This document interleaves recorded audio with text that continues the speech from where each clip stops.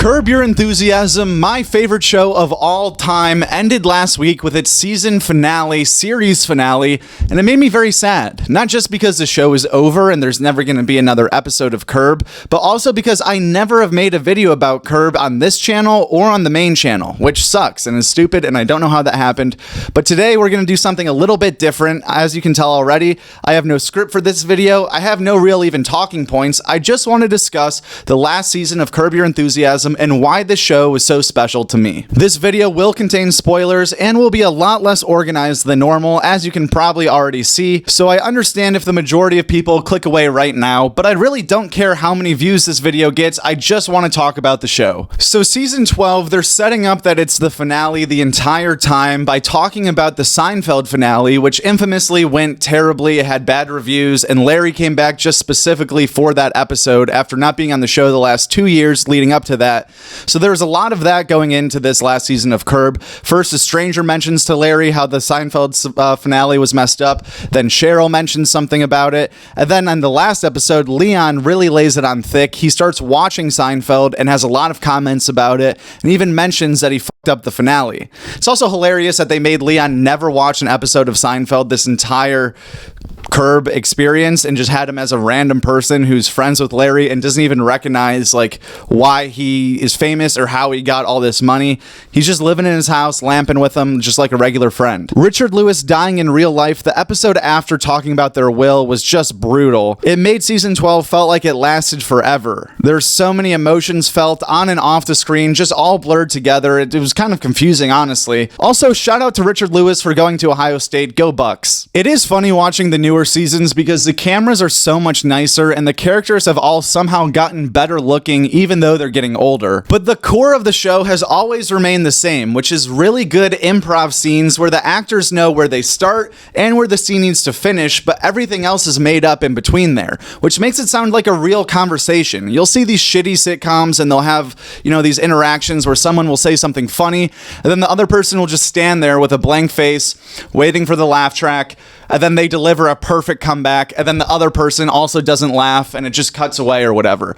That's stupid, and that never happens in real life, and it doesn't happen in Curb either. In Curb, people will laugh if someone says something funny. They say real comebacks. They cough, they stutter. It's kind of like this video. They don't really know what they're going to say, but they know the topics that they want to talk about, and it just makes for a better, natural, overall feel, and I don't understand why more sitcoms haven't seen how successful this model is and copied it in their own way.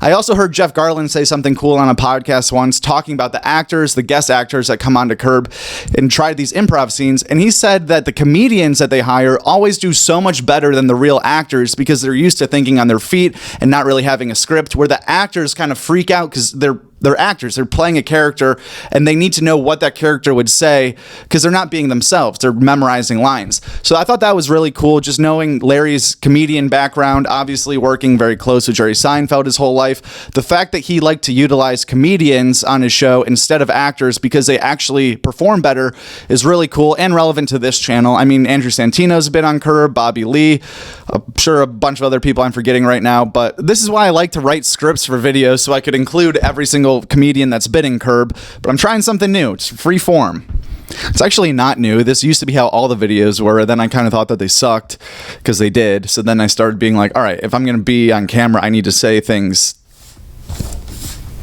I guess explaining this makes this video worse because you're like, oh, you thought those videos sucked and now you're doing it again. Never mind. This probably won't be in it. Both Seinfeld and Curb like to recreate viral real-life events in their shows using their own characters. This was very famous in Seinfeld, but it also happened a lot in Curb. The main premise that they were setting up all throughout season 12 was this viral court case that Larry was going to be involved in for giving Auntie Ray a bottle of water while she stood in line to vote in Atlanta. So they made it seem like something that could happen in real life the past few years, very 2020, 2021 vibes, where there's a court case and the public is split on it. Should he be acquitted? it? Should the rule hold up in jail, even though it's a stupid rule? They recreated the Trump mugshot, which they love to do, like in Seinfeld, where they recreate, viral things that happen, like the OJ car chase or some of those things. They do that in Curb too, and they did that with Trump's mugshot and Larry's mugshot. We'll put a picture of that up right now. But things escalate throughout the entire season 12, up to the last episode where this is trial date. We're going to find out if Larry is going to jail for breaking this law or if he'll be acquitted. Obviously, if you've seen Seinfeld, you understand this reference. The season finale of Curb, the series finale of Curb, ending in a courtroom, just the same way that Seinfeld ended in a courtroom on their series finale as well. It's kind of romantic in a way that Larry ended these the same way, especially with all the scrutiny that he got from the Seinfeld ending.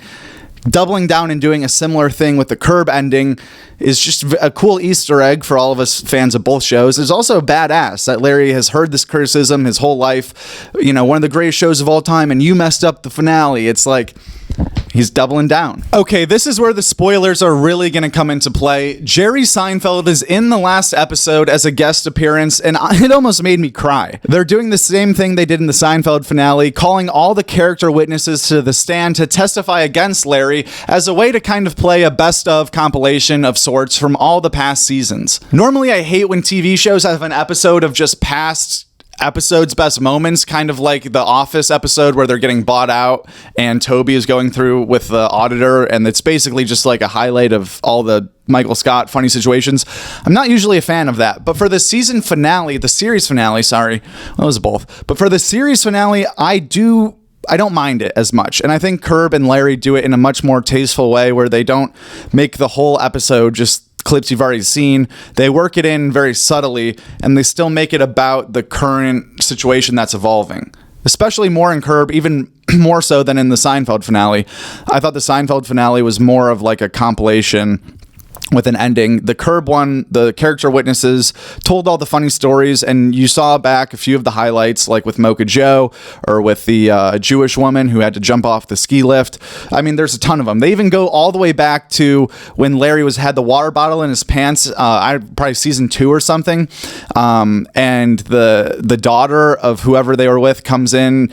He cut the head off of the doll. If you don't know Curb, this sounds like I'm talking crazy shit right now, but when he gave the girl the hug in the water bottle, and she said, "Mommy, Larry gave me a hug and there was something hard in his pants." And then he crawls out the window of the bathroom, and that episode just ends and it never comes back up. And even then you're like, all right, I get it's a TV show, so they don't have to show us exactly what happened. But wouldn't this guy go to jail for this kind of thing? But whatever, it's a TV show. Next episode, clean slate. Well, they bring that all the way back around with a 20-something-year-old woman coming up to the stand. Larry's like, who is this? Jeff is like, who is this person? And they say, you've been in therapy for, the last 15 years or whatever. What was the incident that started it all? And they make it seem like Larry diddled this girl in the bathroom, I guess. They brought back that joke as an older, grown-up version of that kid. It was genius. It was really cool. And the symmetry between the Seinfeld finale and the Curb finale is just so romantic and poetic and can't be understated enough. The Seinfeld callbacks get even deeper, though, because in the end, Larry gets sentenced to 1 year in prison. He loses the trial. It's a very sad moment. Funny also, whatever, blah, blah, blah. Yada, yada, yada. He gets put into the prison cell. He's sitting there. He's in his corduroy pants, and he's talking to a inmate in the other cell. And it's a callback to the first episode of the first season when he's talking about getting the pants tent with that new material. And that's exactly how the Seinfeld finale ended with they're all in jail, and Jerry and George start talking about his button placement, which is exactly what their first conversation in the coffee shop is about in their first episode of season 1 of Seinfeld. The parallels, they're obvious, but they're just amazing. I mean, I already said romantic and poetic. I know it's gay to like stuff, but it could bring a tear to my eye, man. I mean, these are two of the most successful, important sitcoms of all time, or at least just to me, and I know to a lot of other people. So yeah, dude, it was a masterpiece. Because also at the end, okay, this is real spoilers, but this is where it was like, damn, this was good, Larry. Hey, Larry, you're a good writer. At the end, he's in the prison cell. He's talking about the pants tent, the material bunching up and looking like he has a boner when he doesn't. And all of a sudden, Jerry Seinfeld comes in and opens up the cell and he goes, all right, we're getting you out of here. And Larry's like, I don't understand, yada, yada, yada. There was a mistrial and they're walking out together. But before they walk out, Larry's like, are you serious? And Jerry's like, I forget the exact quote, but he says something like, yeah, no one wants to see you end like this. Trust me, as referencing him sitting in that prison cell. And then when they're walking out, they both look at each other and go, this is how we should have ended our finale. So the whole thing is in reference to the Seinfeld finale. It's just so cool, especially because they did the reunion show. Seinfeld's reunion show, everyone knows this who's still watching this rambling ass video, but Seinfeld's reunion show happened inside of season 9 or 10 of Curb when they did the fake Seinfeld reunion. So Larry had an excuse to try to get back with Cheryl. They did a Kramer N-word joke in there, which was really actually like tasteful, and they played that situation perfectly. Michael Richards, I'm kind of surprised he agreed to that, but not really, because it's probably the only redemption chance that he had was to do it in a Seinfeld-esque setting, and I don't know who else is really hiring him. Wow, we are off on a tangent. This is why I write scripts. A genuine thank you to HBO for letting Larry David cook all these years and not, giving him the business or trying to tell him what to do, although I'm sure that would not really be possible in the first place. Rest in peace to Funkhauser. Rest in peace to Richard Lewis. I really can't believe that this show is over. I thought it was so cool how they really only make the seasons when Larry feels like it. Like, it's been 12 seasons, but this started all the way back in the early 2000s, like the cameras got so much better, the clothes got different. They don't do it like, all right, 12 years in a row, we're doing 12 seasons. And I think that's really cool, just to let it happen naturally, which is why it's almost disappointing that they even have to say that it's technically over. Although, Larry's 76 years old, which is sad to think about. That's my dream interview guest by far, would be Larry David. I don't know how that's ever going to happen or why that would be possible, but I'll even take just Larry on I'd even just take Larry on the Joe Rogan Experience. That would be one of my dreams, just to hear him talk for 2+ hours about how stupid podcasting is and his complaints about Austin, Texas. And Larry's just one of a kind, dude, and he's contributed so much to the comedy world. One of the first comedian billionaires ever, him and Jerry. I don't know. Even if you don't like Seinfeld, you've been impacted by it a little bit, especially comedians. It's hard to say. I don't know. It's just hard to wrap up this video. I probably should have some clever Curb line that wraps it up all together, but I don't. I guess I'll just say, fuck you, Mocha Joe. And honestly, fuck Ted Danson. He was rubbing me the wrong way the last fucking 4 seasons. I don't like that he's with Cheryl.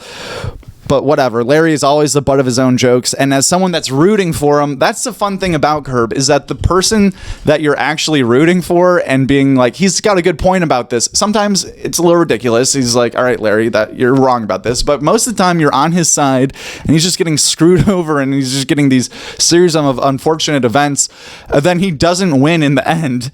Every time, like, he loses every single time, and it's the person you're rooting for. Like, most TV shows would probably write in, that their main character comes out on top, or the person that the audience is rooting for will come out on top. Not Larry, and he learned that the hard way with the Seinfeld finale. He, didn't need it to have a happy ending. It ended with them literally in prison, and he almost did it to us again, and I thought he did. I thought it was zooming out of there again, because it was such a... I keep saying poetic. I wish I wrote the fucking script. It was such a poetic way to end it, with him talking about the same premise from the first episode of the first season, just like they did in Seinfeld. Well, I hope you enjoyed this video. If you're a Curb fan or a Seinfeld fan, please let me know in the comments, because we've never really talked about either of these two things, and I'd love to connect with some like-minded sitcom fans of my own. I'd say those are my top 2, and then The Office, Always Sunny, and maybe not Parks and Rec. I feel like I'm forgetting an obvious 5th. But if you're still watching this, then I guess you didn't hate it if you're this far back. But if you liked these freeform videos, maybe we'll do some more of these on Clip World. I assume that this won't do very well, but I just had to say something about Curb. It wouldn't have felt right to have these channels to talk about comedy as much as I do and have nothing to show for one of my favorite pieces of art of all time. Larry David, you are the king. You are the greatest of all time. I hope to one day meet you. I don't know how that will happen. If anyone knows Larry, tell him that this random kid would like to say hello. I really heard the retention rate right now, just not shutting the fuck up. So we'll see ya. At Joke World. That's it. At Joke World. And the world is WRLD. That's a great YouTube channel, Joke World. Check it out.